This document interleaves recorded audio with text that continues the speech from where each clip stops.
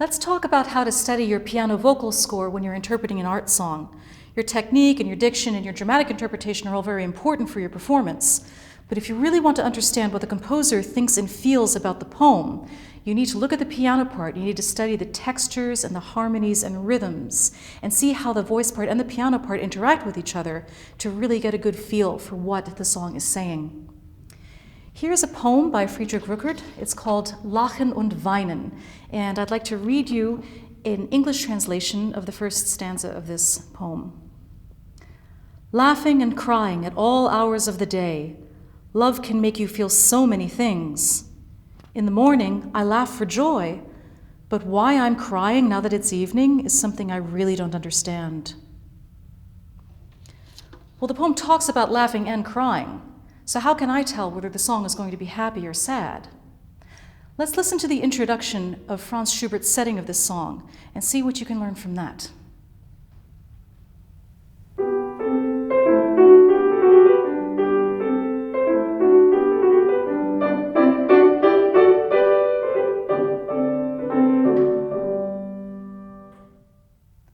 I think that actually sounds pretty giggly. What do you think? Now listen to what the accompaniment does at the part where it says that in the morning I laugh for joy.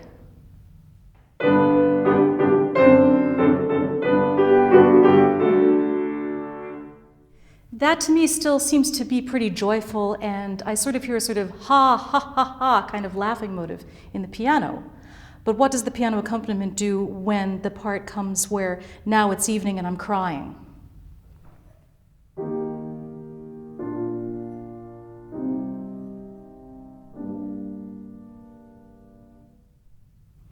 So what do you think? Is this going to be a happy song or a sad song? We'll perform it for you now, and when we're done, I'd like to know what you think about what Schubert is saying about this poem.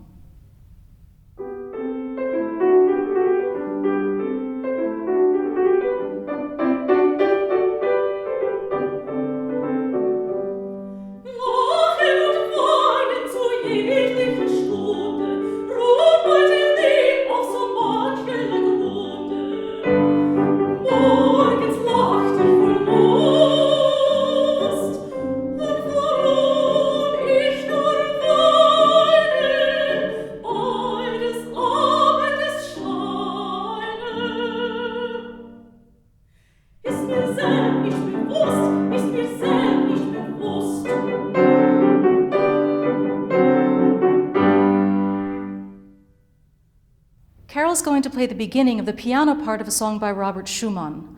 What do the textures and harmonies lead you to expect that the song will be like?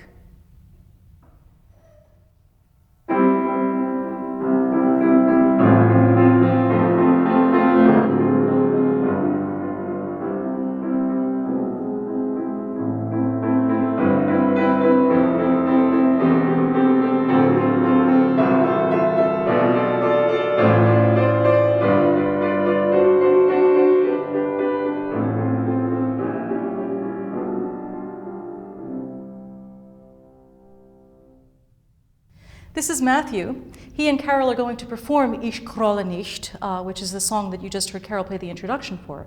But first, I'd like Matthew to read an English translation of the German text of this song.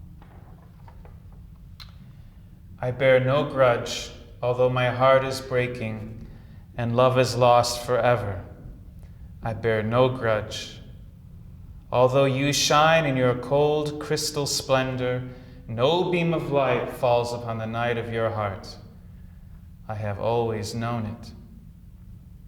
I bear no grudge, although my heart is breaking. I saw you clearly in a dream, and I saw the night invading your heart, and saw the snake that feeds upon your heart. I saw, my beloved, how truly miserable you are. I bear no grudge.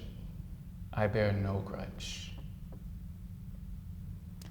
Now, after hearing the piano accompaniment that Carol played before, are you surprised to find out that this is a song about heartbreak?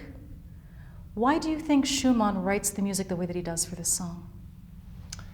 I guess the first thing that I noticed looking at the score is the rhythmic constraint. He fills 2 pages in common time with repeating eighth note chords, and without so much as a syncopation, I think, until the very last line of music in the piano. And maybe that informs my impression that this is a rehearsed conversation in the poet's head. Mm-hmm. And when we're rehearsing a bitter confrontation that we're looking forward to, I think we don't want reality to intrude. And the person we're speaking to just sits there and takes it and validates all our insights. And so I feel like this rhythmic rigidity, it doesn't sound rigid necessarily, but I mean on the page, just these repeated eighth note chords. There's some kind of, I think it reflects that mode of thought. And why do you think so much of this is in major? Most of this song is in C major, but if the song is about bitterness, why these happy chords? Again, I think a major key is stable, and then we're trying to imagine, again, if we go back to this idea of a rehearsed speech, we're trying to imagine ourselves in a position of strength, and from which he wants to make this grand gesture of bearing no grudge, which, it's obviously not the case. So I think the ground of a major key and its stability makes the meltdown that more poignant. Thank you, Matthew.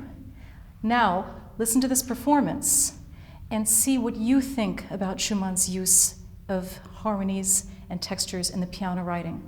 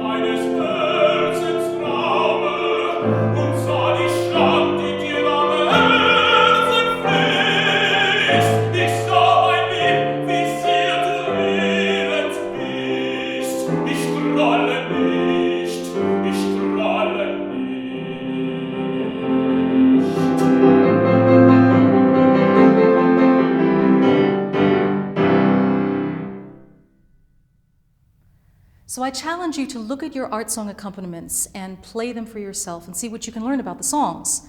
You don't have to have fantastic piano skills. Just sitting down with the score and plunking it out, it's going to teach you so much about what the composer is thinking. It's better than having somebody else play it too. Actually having to make these sounds with your own hands while you're looking at the score makes a really big difference. I'm going to post a score for the Schumann song you just heard right after this video, and I invite you to have a look at it and play through it. My piano skills are terrible, but even I can play through this rather simple song. And let us know what you think.